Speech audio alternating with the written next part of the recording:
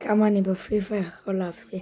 כבר עשיתי משחקים בלי שתראו כמה אני יכול להפסיד לריאל מדריד, ואני עם רדבול האלה. בואו נראה כמה. אוקיי, אני כבר בפעם השלישית, שפעם אחת ניצחה 4-3, רציתי 3 גולים בהערכה, בשתי דקות של הערכה,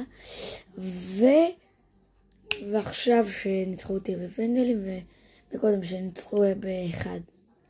אז אני לא יכול לעשות משחקים אחרים עד שאני לא מנצח. אני בוחר את הקבוצה. רופל שאני לא אוהב. העובד עליכם. הנה, תודה רבה שבת. שני המשחקים שלי, שיחקתי מול ריאל בעצם 2. התחלנו משחק, עכשיו אני רק במחצית. תסתכלו כמה, באיזה דקה ובמה ניצחתי אותה. איך? נותר מי שאני שם לייק וסאב.